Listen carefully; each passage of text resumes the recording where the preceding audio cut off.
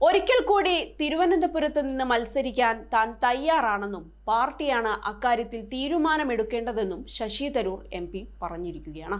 കൂടാതെ യുവാക്കൾക്ക് അവസരം കൊടുക്കണമെന്നാണ് തന്റെ വ്യക്തിപരമായ അഭിപ്രായമെന്നും തിരുവനന്തപുരം MP പറഞ്ഞു.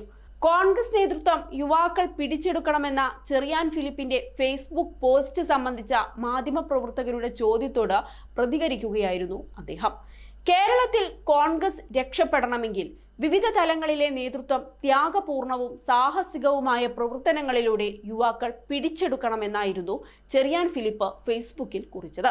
ഗ്രൂപ്പ് രാഷ്ട്രീയം സൃഷ്ടിച്ച ജീവനില്ലാത്ത സ്ഥിരം പ്രതിഷ്ഠകളെ തച്ചുടയ്ക്കുന്ന ബുൾഡോസറായി യൂത്ത് കോൺഗ്രസ് മാറണമെന്നും അദ്ദേഹം പറഞ്ഞിരുന്നു.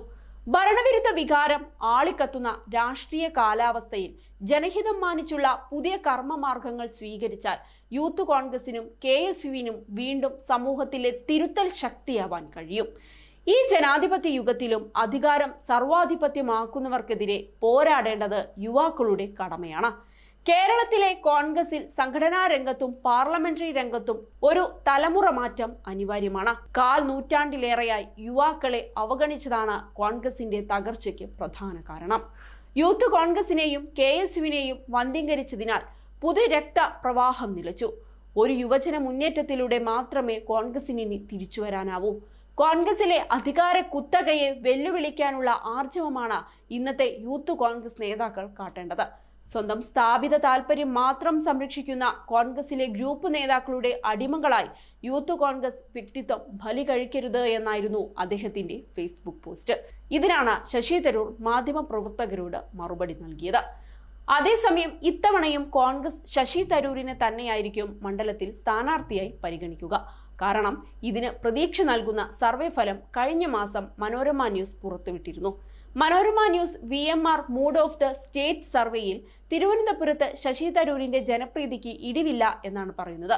സർവേയിൽ പങ്കെടുത്ത 52% പേരും MP എന്ന നിലയിൽ ശശി തരൂരിന്റെ പ്രകടനത്തിൽ തൃപ്തരാണ്. തിരുവനന്തപുരം മണ്ഡലം 2009 മുതൽ ശശി തരൂരിന്റെ കോട്ടയാണ്. ആദ്യ തെരഞ്ഞെടുപ്പ് പോരാട്ടത്തിൽ 99,998 വോട്ടിന് ജയിച്ച തരൂർ 2014 അല്പം വിയർത്താണ് വിജയിച്ച് കയറിയത്. 15,470 വോട്ടായിരുന്നു അന്ന് ലഭിച്ച ഭൂരിപക്ഷം. എന്നാൽ 2019 വീണ്ടും ശശി തരൂർ കരുത്തുകാട്ടി. BJPയിലെ കുമ്മനം രാജശേഖരനെ 99,989 വോട്ടിന് ശശി തരൂർ തോൽപ്പിക്കുകയായിരുന്നു. അതേസമയം ഇത്തവണ BJPക്ക് മണ്ഡലത്തിൽ വലിയ വോട്ട് നഷ്ടമുണ്ടാകുമെന്നാണ് പ്രവചനം. BJP വോട്ടിൽ 3.12% ഇടിവുണ്ടാകുമെന്ന് മനോരമ ന്യൂസ് സർവേ പറയുന്നുണ്ട്. UDF വോട്ടിൽ നേരിയ വർധനമുണ്ടായേക്കാമെന്നാണ് പ്രവചനം.